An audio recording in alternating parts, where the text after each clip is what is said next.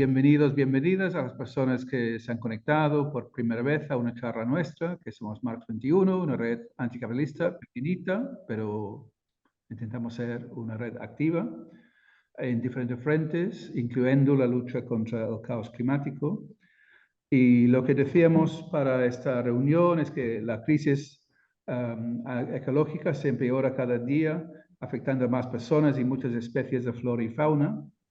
Y la supuesta solución del ecocapitalismo como de remedio es más capitalismo, más mercado, es decir, que la misma enfermedad que se promueve curar.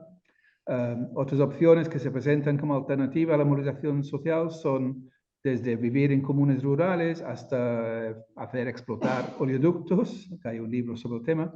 Pero aquí estamos con la suerte de contar con Jesús, catedrático de Ecología en la Universidad de Sevilla, para hablar de otras estrategias para intentar frenar el cambio climático y conseguir un mundo habitable para la mayoría de la humanidad. Entonces, Jesús, te pongo en destacado para todo el mundo y adelante. Gracias, David, y muy buenas tardes a todas.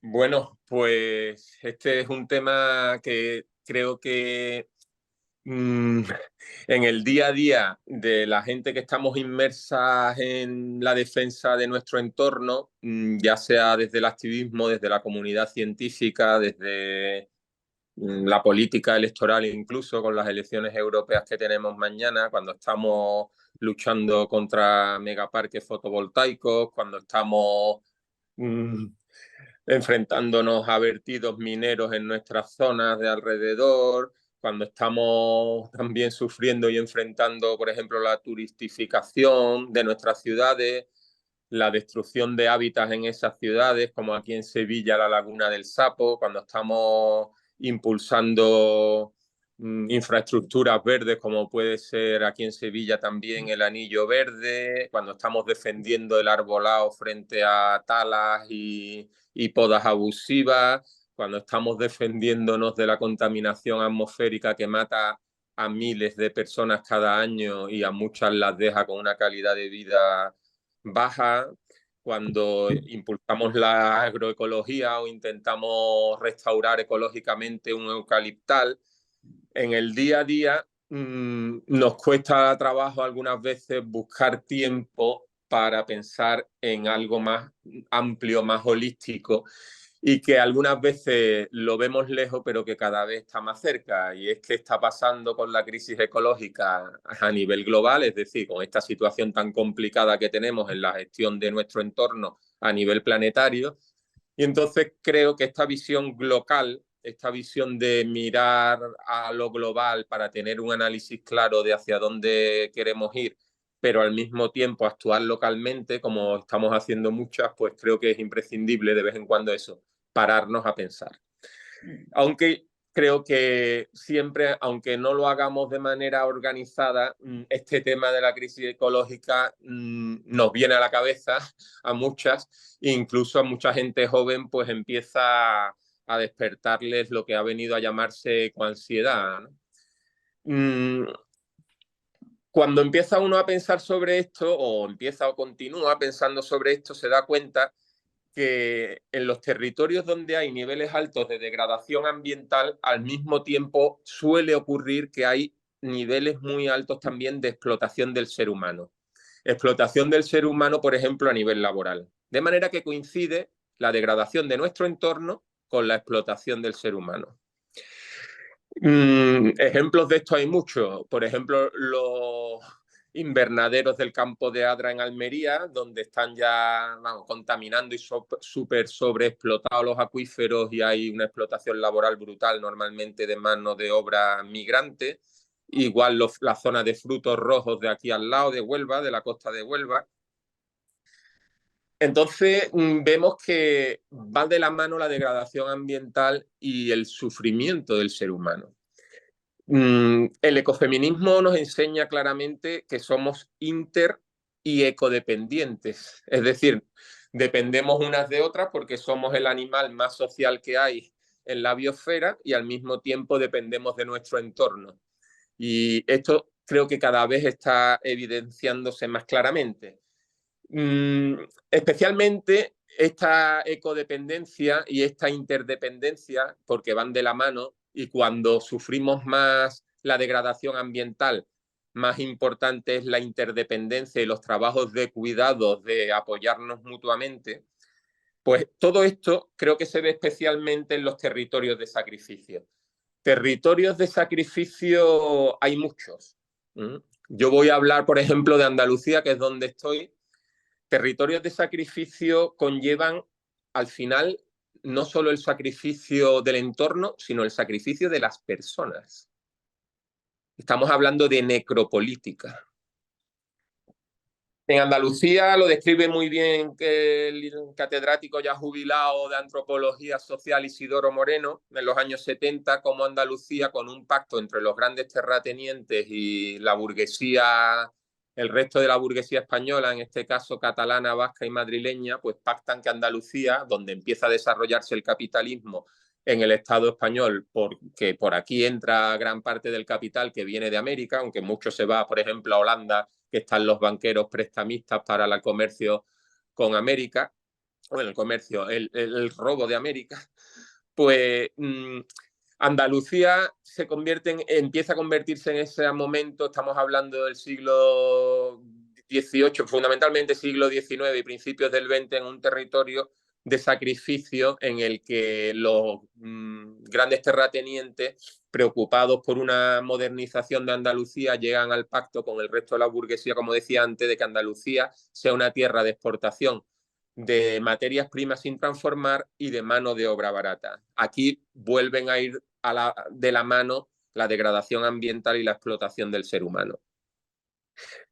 En el siglo XXI, desde entonces, Andalucía se configuró al principio en la periferia del Estado español, y el Estado español se ha configurado en la periferia de la Unión Europea, de manera que Andalucía ha quedado en la periferia de la periferia, y en el siglo XXI se ve muy claramente con un análisis general y profundo cómo Andalucía se está configurando cada vez más en una tierra de sacrificio hasta unos niveles inhabitables para el Homo sapiens.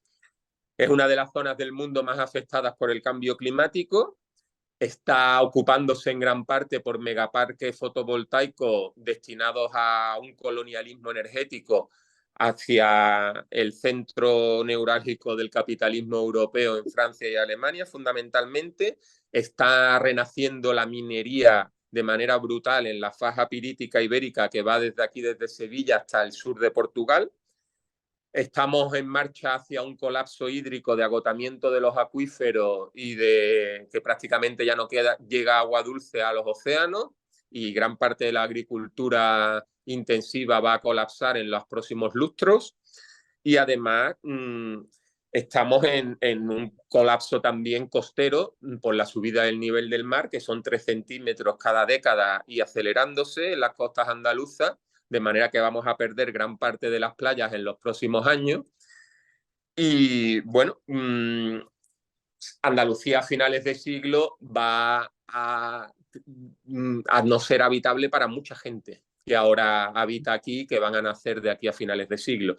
Fundamentalmente no va a ser habitable porque va a haber mucho menos trabajo del que hay ahora.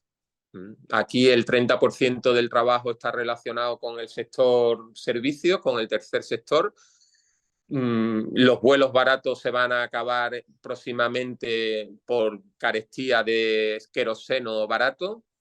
Ya digo que gran parte de las playas se van a perder, va a llegar mucho menos turismo, y además el 10% del empleo está relacionado con la agricultura, que en gran parte va a colapsar. Entonces, si no hay cambios profundos a nivel social y político, Andalucía va a configurarse en lo que se ha configurado Senegal en las últimas décadas.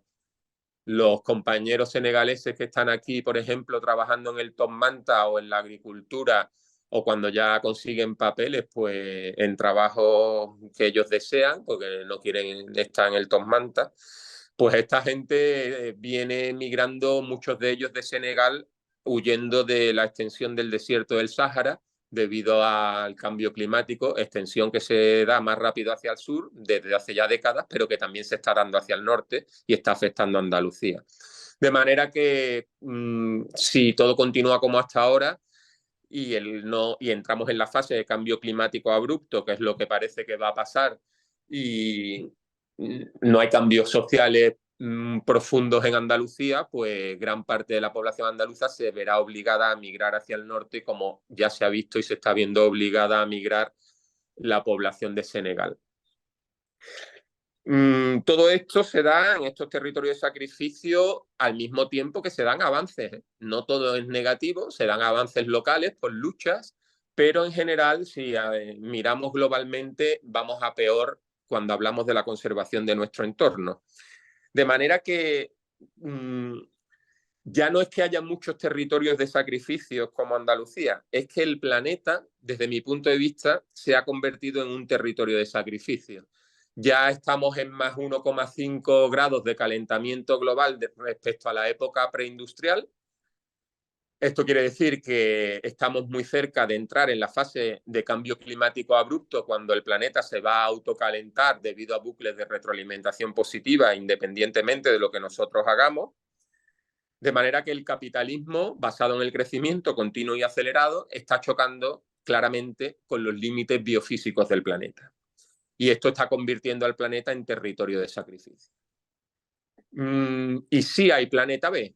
El movimiento por el clima, uno de sus eslóganes es "no hay planeta B". Sí hay planeta B, claro que hay planeta B. Al planeta no le hace falta que lo salve nadie. El planeta ha ido por periodos en los que, por ejemplo, se ha extinguido el 80% de la biodiversidad después de la última gran extinción, la quinta gran extinción, cuando golpeó un meteorito cerca de la península de Yucatán, llevando a la extinción a los grandes reptiles, los dinosaurios, y desde entonces la biodiversidad se ha recuperado.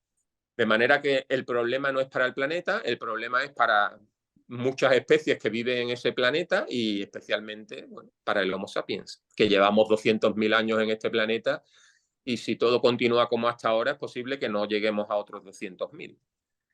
Entonces, como este planeta de sacrificio que va hacia un planeta B mucho más inhóspito para gran parte de la biodiversidad y para la mayor parte de la población de Homo sapiens. Sí hay planeta B, y es un planeta B muy desagradable para nuestra especie. De manera que esto se evidencia, por ejemplo, en que hay más biomasas de vacas que biomasa de toda la biodiversidad silvestre junta. Hay más biomasa de vaca que de toda la biodiversidad silvestre junta, uniendo ballenas, elefantes, todo lo que queráis. Hay más biomasa de vacas. En economías capitalistas muy desarrolladas, entre comillas lo de desarrolladas, como por ejemplo Holanda, el 80% de lo que producen los vegetales, de la producción primaria neta, se canaliza a través del sistema socioeconómico. Es decir, solo se le deja el 20% de la producción vegetal a la biodiversidad silvestre. A nadie se le escapa que si a través del sistema socioeconómico se canalizara el 100% de la producción primaria neta, pues toda la biodiversidad no domesticada se moriría por falta de comida. Estos son ejemplos de cómo el sistema está llegando a chocar claramente con los límites biofísicos. Otro ejemplo es el agotamiento de materias primas claves que no son renovables, como el petróleo. En este caso, el petróleo barato. De manera que esta es la situación en la que estamos y que cada vez se ve más claramente a cualquiera con dos dedos de frente y con una visión científica y objetiva para analizar lo que está pasando. Y la pregunta que nos trae aquí es cómo hacemos para avanzar y salir de esta situación. Es decir, cómo planteamos, desde qué posición y cómo hacemos para plantear horizontes postcapitalistas. Estamos ya harta, por lo menos yo lo estoy, de ver series, películas, libros distópicos de sociedades ya no postcapitalistas, sociedades a lo mejor fascistas o sociedades, sí, algunas son postcapitalistas, pero distópicas, situaciones distópicas. Lo que, claro, cuando nos planteamos horizontes que superen el capitalismo, estamos hablando de procesos revolucionarios a nivel social y a nivel político, Y estamos hablando también posiblemente del colapso del sistema. Hay muchas civilizaciones que se han extinguido y el capitalismo obviamente no va a durar para siempre. Es más, puede ser que no supere el siglo XXI. Porque las contradicciones del sistema son cada vez más grandes y el tema ambiental lo plasma perfectamente. De manera que, más allá de la teoría, y desde Marx se ha teorizado mucho sobre todo esto del funcionamiento del capitalismo, lo que también explica muy bien Marx es que, lo queramos o no, el capitalismo genera resistencia. La gente se cabrea y la gente protesta. Cuando son explotadas laboralmente, suben el precio de los alimentos, sube el precio de la gasolina, hay grandes inundaciones, no hay agua para regar, no hay agua para beber, se ven obligados a moverse de su sitio, etcétera, etcétera, etcétera. De manera que esas semillas de resistencia son la clave, desde mi punto de vista, para el futuro postcapitalista. Son las semillas de un mundo nuevo. Esas resistencias que el capitalismo genera, que se están dando ahora y que se van a seguir dando, posiblemente a niveles mucho mayores de los que se dan ahora, porque la explotación de nuestro entorno es un catalizador de conflictos sociales y podemos hablar más de eso en el debate, pero se ve claramente, hay muchos ejemplos de cómo hay degradación ambiental y entonces la gente protesta. Naomi Klein habla de la aldea del bloqueo global, de gente, por ejemplo, que paraliza proyectos de desarrollo, entre comillas, de construcción de infraestructuras, etcétera, etcétera. Aquí tenemos, y en todo este pensamiento sobre el horizonte postcapitalista, creo que tenemos mucho que aprender de las comunidades indígenas. Y aquí tenemos una compañera de Chile que nos puede hablar muy bien de lo que hace el pueblo mapuche, por ejemplo. De manera que existen actualmente multitud de luchas socioambientales. Estas luchas ambientales cada vez tienen un componente más social y al mismo tiempo las luchas sociales cada vez tienen un componente ambiental más importante. Yo como marxista, pues espero y hago lo que puedo para que esas luchas se den en los sitios que veo claves para superar el capitalismo, que son los centros de trabajo. Y sobre esto hemos debatido y hemos escrito, por ejemplo, a las prohibiciones verdes, las green bans en inglés, y ahí podemos también debatir después de la introducción. En todo caso, hay luchas en los centros de trabajo con sus problemas, hay luchas en los barrios, hay luchas en el medio rural, hay luchas en muchos sitios. Yo creo que ahora mismo, en la situación actual, que se caracteriza por la urgencia, no nos podemos poner tiquismiquis a decir esta lucha me gusta y esta lucha no me gusta. Yo creo que la clave actual para ir construyendo ese horizonte postcapitalista es dejarse de sectarismos y unir todas las luchas. Cada una está luchando, hay gente que lucha construyendo espacios autónomos, grupos de resiliencia que ven claro el colapso civilizatorio y que están aprendiendo a cultivar. Todas las luchas son bienvenidas, todas las luchas creo que deben de unirse para en momentos puntuales golpear juntas.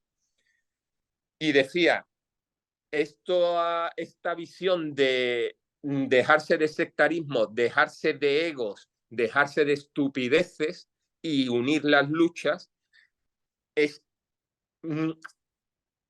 lo que tenemos que hacer ahora. No nos queda otra, porque la situación es de emergencia climática, pero también de emergencia ambiental a todos los niveles. El sistema, por ejemplo, climático y la biosfera están atravesando puntos de no retorno, como puede ser, por ejemplo, que la Amazonia, si todo continúa como hasta ahora, dentro de poco, no sabemos exactamente cuándo, va a llegar un momento que no llueve lo suficiente para mantener una pluvisilva y va a evolucionar hacia una sabana. Eso quiere decir que un sumidero de carbono se va a transformar en un gran emisor de carbono atmosférico. Y bueno, entraríamos en la fase de cambio climático abrupto. Se están poniendo en marcha muchos bucles de retroalimentación positiva que nos conducen a ese cambio climático abrupto, de manera que hay urgencia por parar el crecimiento capitalista ya. Ahora mismo, obviamente, no estamos en una situación revolucionaria y todo indica que vamos a entrar en la fase de cambio climático abrupto de aquí a finales de siglo y que vamos a ir a cosas que ni nos imaginamos, a situaciones que no nos imaginamos. Cientos de monos han muerto, gibones acaban de morir en México, excesivo calor, excesiva humedad relativa, no pueden sudar y caen de los árboles como fruta madura muertos. Si todo continúa como hasta ahora, esto le va a pasar a muchos Homo sapiens en latitudes intertropicales de aquí a finales de siglo. Muchas zonas cálidas y húmedas no van a ser habitables como las entendemos ahora y millones de personas se verán obligadas a emigrar. Estamos hablando de puntos de no retorno, también estamos cerca de atravesar, y últimamente hay varios artículos científicos que apuntan en este sentido, el punto de no retorno de colapso de la circulación del norte del Atlántico, la AMOC, que incluye a la corriente del Golfo, que calienta toda la zona oeste del continente europeo y que parece que cada vez que se analiza y se modela más, podría colapsar en los años 30. Eso conllevaría una disrupción brutal de todo el sistema agrícola, de todo el sistema climático y bueno, una catástrofe natural, o sea, ambiental y una catástrofe socioeconómica brutal. De manera que las luchas que se están dando en este contexto de emergencia y de superación de umbrales y de bucles de retroalimentación positiva que hacen que el sistema evolucione de manera muy acelerada y cada vez más rápida, están tejiendo al mismo tiempo redes de apoyo mutuo. Redes de apoyo mutuo que sirven ahora mismo para cultivar, para organizar manifestaciones, para apoyarte cuando estás malo y te apoya un familiar o un amigo, etcétera, etcétera, que sirvieron en la pandemia para que alguien muy mayor que bajaba al supermercado, aunque fuera con la mascarilla mejor, si cogía el virus y no estaba vacunada, era muy posible que muriese y le hacía la compra la vecina. Esas redes de cuidado en Andalucía y en muchas zonas, los pueblos indígenas saben mucho de esto, en Andalucía la cultura andaluza también, por ejemplo, y la cultura senegalesa también, muchas redes de cuidado y de apoyo mutuo, de el niño donde está hoy, no está, hoy come en la casa de la Mari, mañana come en la casa de la otra y la calle cuida a los niños, ¿no? Hay muchas redes de cuidado en nuestras culturas tradicionales que debemos, yo creo, recuperar y al mismo tiempo en las luchas se van generando nuevas redes de apoyo mutuo. Creo que el futuro se juega frente a esta degradación ambiental que se está acelerando y este agotamiento de materias primas claves como el petróleo barato y minerales claves para la electrificación.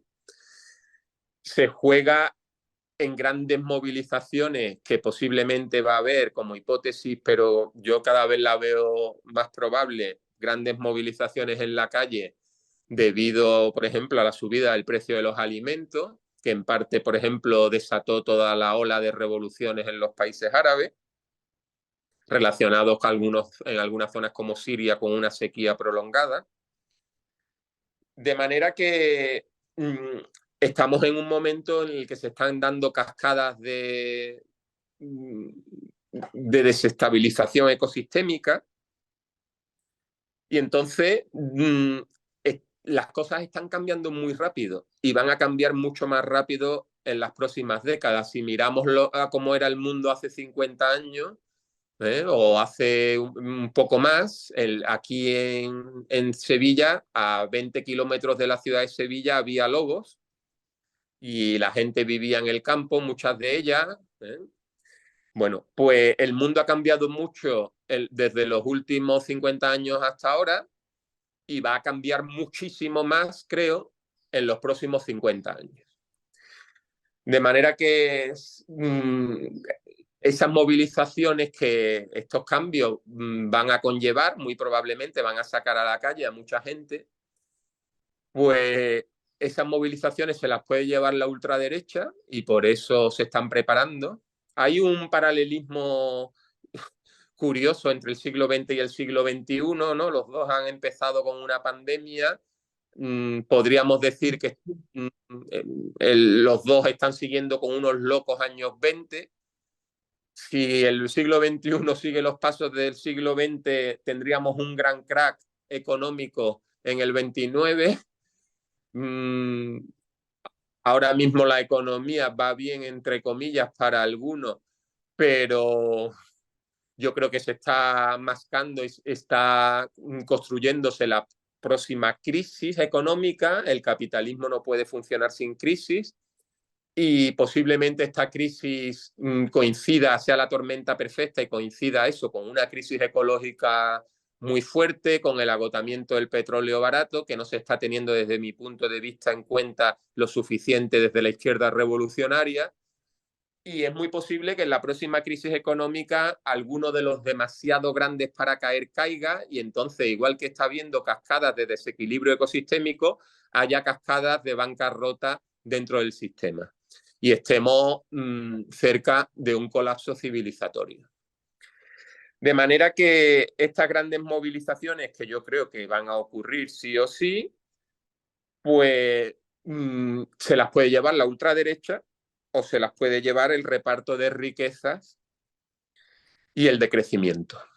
Porque vamos a decrecer lo queramos o no. Yo creo que eso está claro desde un punto de vista científico. Hasta ahora hemos tenido los esclavos energéticos que eran los combustibles fósiles y los sacábamos y hacían trabajo por nosotros y eso se está acabando.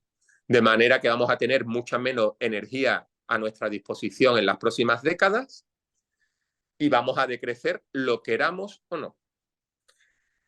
Frente a ese horizonte de decrecimiento podemos ir a un horizonte del crecimiento del fascismo y estábamos hablando de ese paralelismo entre el siglo XX y el siglo XXI y después del crack del 29 os recuerdo que tuvimos unos años 30 llenos de luchas, luchas muy fuertes en muchos sitios y después tuvimos una oleada de fascismo.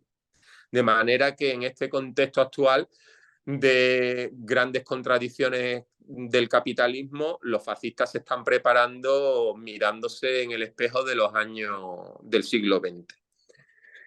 De manera que creo que es clave que al mismo tiempo que construimos puentes entre todas las luchas sin sectarismos y sin figuras mesiánicas que vengan a salvarnos, sino salvándonos unas a otras en esas redes de apoyo mutuo desde abajo, siempre en las luchas saquemos el componente de clase. Como decía antes, cada vez más las luchas ambientales tienen un componente de clase más claro y las luchas sociales cada vez tienen un componente ambiental más claro. De manera que tenemos que dejarnos de paños calientes y evidenciar el componente de clase de todo lo que está pasando. Y también, por supuesto, desde el ecologismo. Está tan claro el componente de clase que el 12% de la población más rica del mundo emite más del 60% de los gases de efecto invernadero. Esto quiere decir que si los súper ricos siguen volando en jets privados como nosotros cogemos el autobús o la bicicleta, vamos a entrar en la fase de cambio climático abrupto. Es decir, o los ricos dejan de volar, es decir, o les impedimos a los ricos que vuelen, o vamos al planeta B. Estamos al borde del precipicio, desde el punto de vista climático, pero también desde el punto de vista de muchas otras problemáticas ambientales. Y quien nos está empujando al precipicio son los capitalistas. El IPCC, el Panel Intergubernamental para el Cambio Climático, lo dice muy claramente desde la ciencia. los grandes capitalistas tienen la responsabilidad del cambio climático por 3 motivos. Uno, porque sus huellas de carbono personal son altísimas. 2, porque tienen mucho dinero y lo invierten en sectores calientes de la economía. Y 3, porque algunos de ellos son famosos, mucha gente quiere parecerse a ellos y no son ejemplo de nada. Y especialmente no son ejemplo de conservación ambiental. Por lo tanto, voy a acabar mi intervención para abrir el debate con una frase que todas conocemos, pero que creo que cada vez es más evidente. Y es que o socialismo o barbarie. Muchas gracias.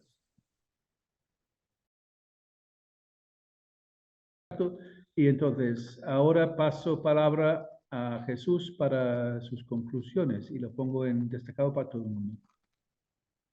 Bueno, pues un debate muy interesante, compañeras, y además un debate desde los sentimientos, ¿no?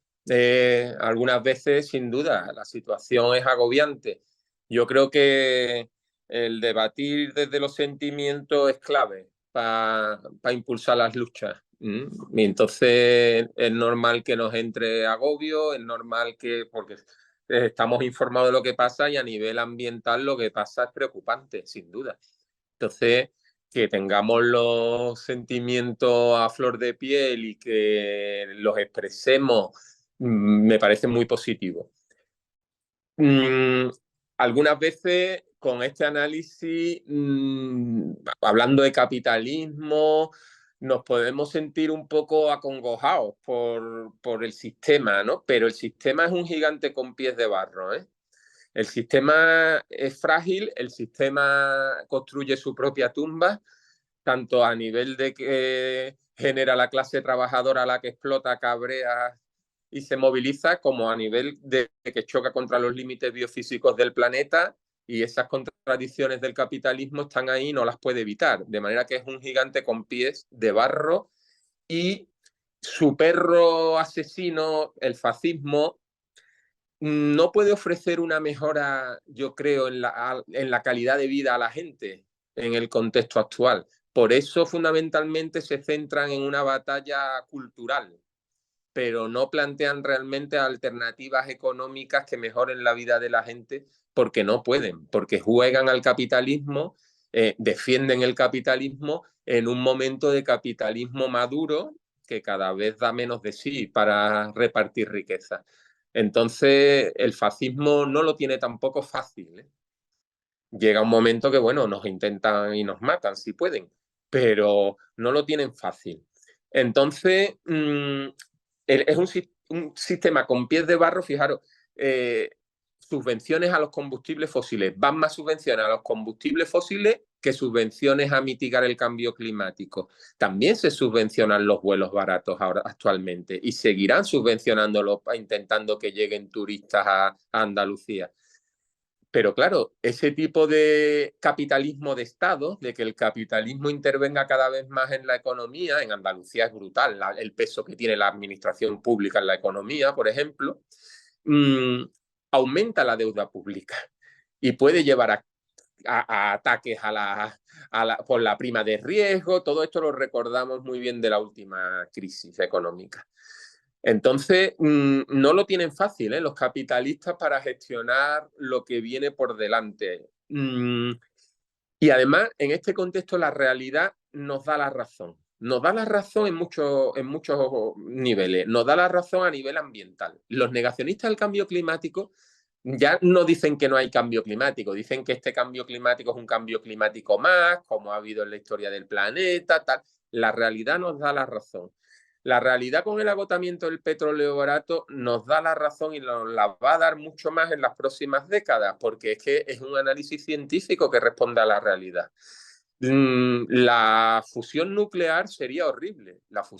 Una forma de energía barata y limitada en el capitalismo sería horrible. Imaginaros lo que hace el capitalismo cuando no tiene mucha energía disponible, pues imaginaros, ¿no? Entonces, la energía nuclear tampoco tiene futuro. Ya se ha superado el pico del uranio, igual que se ha superado el pico del petróleo. Y además el uranio está concentrado en unos pocos países africanos que da la casualidad que recientemente han tenido procesos políticos de cambio y han echado en parte a los franceses que estaban ahí por el uranio. De manera que si hay ecologistas que defienden la energía nuclear, están defendiendo la guerra y el neocolonialismo en África. La construcción de una central nuclear dura 7 años de media y además está basada, como se ha dicho, en los combustibles fósiles. De hecho, las energías renovables, más allá de la energía nuclear, que no lo es y que ya se ha superado el pico del uranio, las energías renovables en parte también son una extensión de los combustibles fósiles, porque hace falta combustibles fósiles para su fabricación, para su instalación y para su mantenimiento. De manera que vamos a decrecer, lo queramos o no, de aquí a finales de siglo y mucho. La cuestión es decrecer, como también se ha dicho, desde un punto de vista de clase y que decrezcan los de arriba repartiendo riqueza.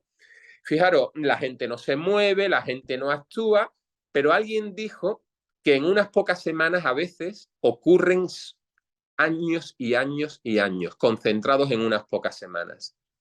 Y eso nos lo enseña la historia. La gente no se mueve hasta que de repente se mueve y se mueve masivamente. Rosa Luxemburgo escribió mucho sobre esto. Y cuando se mueve la gente no lo decidimos nosotras. La gente hay un momento por dinámicas sociales que sale a la calle. Y es muy posible que van a salir mucha gente a la calle en las próximas décadas por todas las contradicciones del capitalismo. Esa gente que va a salir a la calle, como se ha visto a lo largo de la historia, va a ser gente trabajadora normal, entre comillas, aunque aquí normal no somos nadie, pero va a ser gente machista, con sus contradicciones machistas, va a ser gente con sus ramalazos racistas, va a ser gente con su historia LGTBI-fóbica, va a ser gente normal, como la que tenemos alrededor en nuestros barrios. Pero ¿qué pasa? Que también nos enseña la historia que esa gente cuando se mueve y lucha, se transforma y avanza mucho su manera de pensar en la lucha. De manera que es muy posible que haya grandes luchas porque vienen cambios muy profundos y es muy posible que en esas luchas la gente se autoorganice masivamente y cambie su manera de pensar a mejor.